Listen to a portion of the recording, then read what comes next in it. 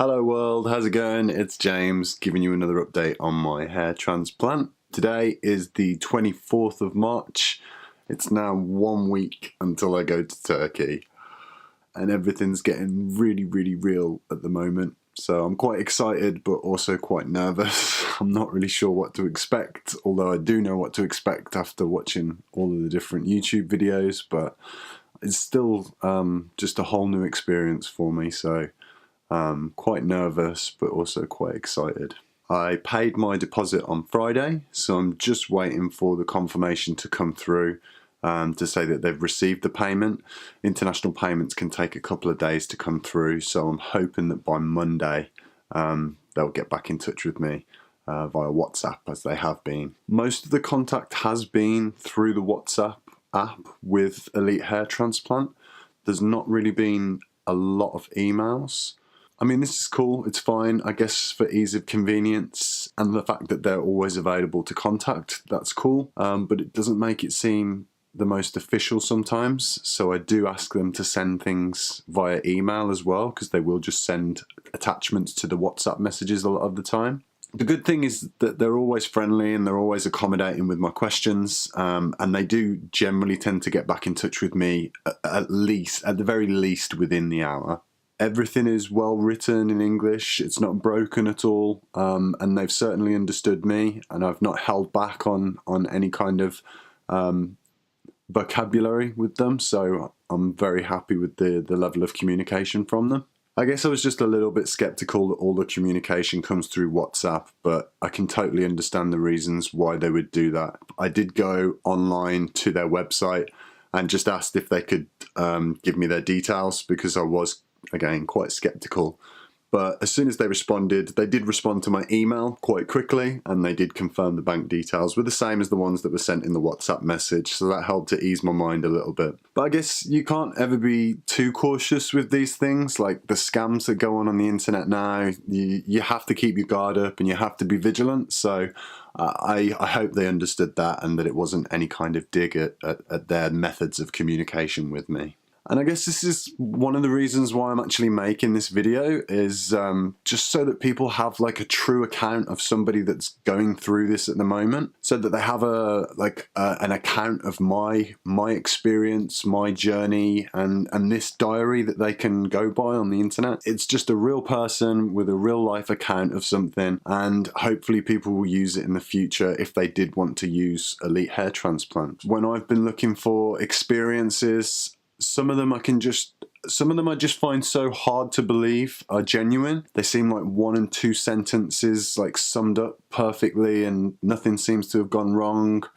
And then on the other hand, there's absolute horror stories where nothing's gone right and now their hair transplant's completely ruined. So I just wanted to put something out there that people can refer to, and they can know that I'm just an average Joe looking to get some hair. Hopefully somebody can relate to that. I mean, I made my decision to go with Elite Hair Transplant on the results of another YouTuber's success.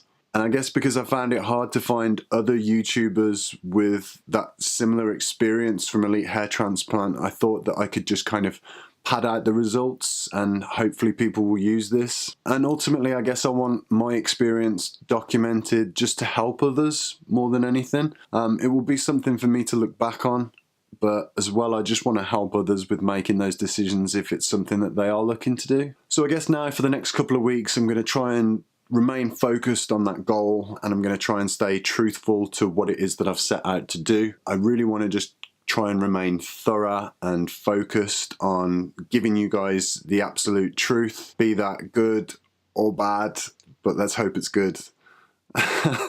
I'm not really sure how much of the actual procedure I'm going to be able to capture on camera, but I do want to carry on blogging while I'm over there for those couple of days. So I'm going to try my level best to make some detailed blogs while I'm over there about the experience. Definitely give you guys an idea of the hotel, and hopefully look to get the hospital if I can, just so that you have that for your experience as well, and just so that you can have the best insight into how my surgery procedure went and the level of assistance and care that I've received. And so I guess that's pretty much brought us up to where we are today. I have a week left until I go. It will be Sunday next week that I will actually be arriving in Turkey. But for now, what I wanted to do was actually delve back into the past a little bit. An insight again for you guys as to my story of hair loss. So rather embarrassingly, I'm going to be using some pictures from when I was younger just to aid in my hair loss history. But this is going to let you see how I've progressively lost my hair over time.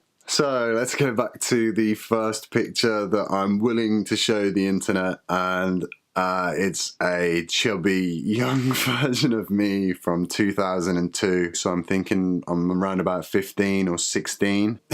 It's not pretty. I never said it was going to be pretty. But that's 15, 16-year-old ugly duckling me. All of that aside, I've got a fairly straight hairline and I've got one hell of a thick head of hair. I was always told I had thick, dark hair. And looking at this photo, I really didn't realise just how straight my hairline was when I was 15, 16. Putting aside the chunk, my hair actually wasn't that bad. No fashion sense, but no balding, so pros and cons. So let's snapshot forwards to 2008, and I'm 21 years old here. From what I can see here, I've still got a full head of hair. I've still got a fairly straight hairline, and my hair is still thick on top as well. I haven't got any receding at the temples that I can see, even though I'm wearing the hair down. But I still got good coverage, and I certainly don't seem bothered by my hair. I can't remember ever being bothered by my hair at 21. No, I think I was good. Okay, we'll snapshot forwards another couple of years now. So this is 2010. I'm 23 years old in this picture, and you can see here that my temples have slightly, only very slightly, begun to recede, and I think this is probably the photo that I can find with the first signs of recession beginning. And I guess this is where I first noticed it as well, or first started to notice it. But I'm still thick on the top, and so I wouldn't necessarily say that it bothered me at all, and I really can't remember it bothering me at all when I was 23 years old either. Okay, fast forward another year to 2011, and now I'm 24 years old. In this photo, I can really see that my temples have begun to recede. I think this is the point where it really started to bother me, because this is the point where people actually started pointing it out to me. And I didn't do anything about it at all, but I was very much aware that people noticed it. So I guess this is really the starting point for me realizing that my hair wasn't going to be with me forever. So we go forwards another year to 2012, and I'm now 25 years old. My hair's pushing further back, as you can see from the photo. I'm really starting to feel conscious about it now. As you can see, I used to perform quite a lot of music when I was younger. I really started to feel conscious when I was performing, because that was what I would always see in the mirror, those temples starting to push further and further back. And I wanted to look good on stage, so it really began to play on my confidence. So fast forward 2014 now, I'm 27 years old in this picture. I'm noticing that it's really beginning to thin out on the sides as well as on the top as well. Especially here at the front, it's beginning to start to thin out. I got more and more comments about it, and it really began to affect my self-confidence and my self-esteem, not only on stage, but also off stage now and with interactions with people. I never considered myself to be a vain person or somebody that was kind of focused on being image conscious, but yeah, it really started to affect me off stage as well. So I think this was the point at which I was really bothered by it. And I think pretty much from this image onwards, so 2014 onwards, for the rest of my kind of short performing career, it was like I took a conscious decision to not go on stage without a hat. I started to wear hats all the time, and it was really rare that I ever performed without a hat. And they were always beanie hats. Like, it wasn't ever caps like this, it was always beanie hats. And I've heard that they're terrible for your hair anyway, because they can kind of like pull bits out. And I guess it was because it was kind of like a safety net, and it was something to hide behind, or to hide what I didn't like about myself from the people I was performing to. But yeah, I couldn't go on stage without a hat. And so you'll see here, there's a bunch of photos where I constantly wore the same hats all the time. And then we hit 2015, where I am 28 years old. I don't really want to speak too much about this time, but I had a somewhat traumatic event happen during this time. It really shook me up. It made me stressed. I had depression. I had anxiety, self-loathing. And I think as a consequence of this traumatic event, I stressed myself into further inducing hair loss. I'll always remember the day that I was in the shower, and when I looked down, there was just a huge clump of hair. I had quite long hair at the time, like at least down to here, past my ears, really, really long. It had fallen right from the front here, and I just had a huge bald patch of hair right on the very front. So it was really noticeable with my long hair. There was no way I could have carried on wearing it or hiding it. So as a consequence of that, my confidence really just bottomed out completely. I didn't really want to go out in public, and I certainly didn't go out in public without a hat. I'd like to show you some photos of this time, but because I had really low self-esteem, I tried to steer clear of cameras, and I didn't take any photos of myself. I didn't want to be photographed. I didn't feel good about myself, so that's why I don't have any photos of this point, unfortunately. I realized that something was really wrong mentally with me. You shouldn't feel that way about yourself, so I decided to go traveling to try and rediscover some love for myself and to re-inject some confidence into my life that didn't involve kind of confiding in an image or a vanity that I didn't necessarily feel I had before I started to lose my hair. So if we go forwards now to 2016, after I'd gone traveling and kind of helped reset myself, as I say. I'm 29 years old now, and I'm kind of in between phases of hair. So I was on and off shaving my head, or I just wore caps.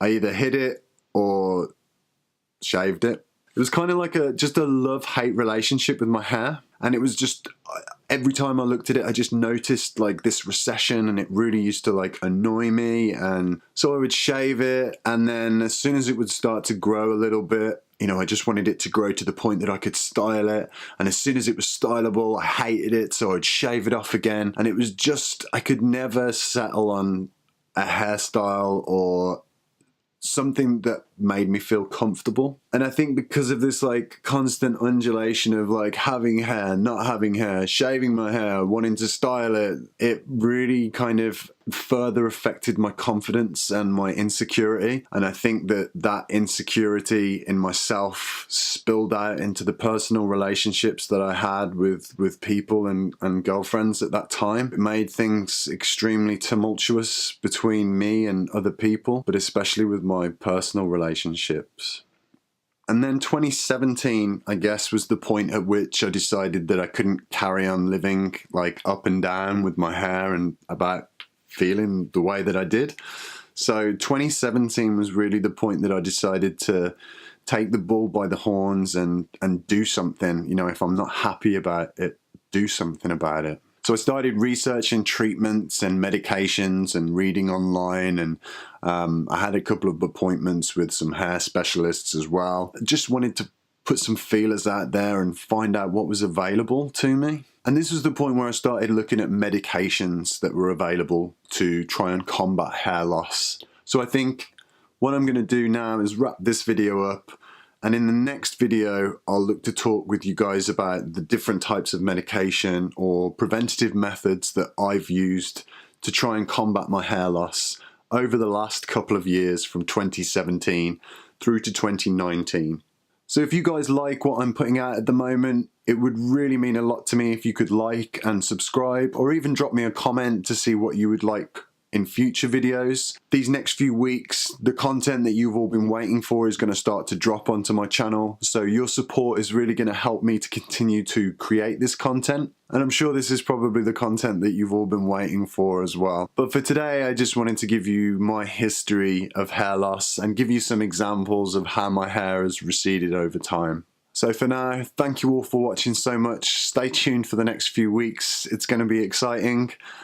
Who knows what the future holds, but I'll definitely document it for you guys so that you can see. So thank you, and I'll see you soon.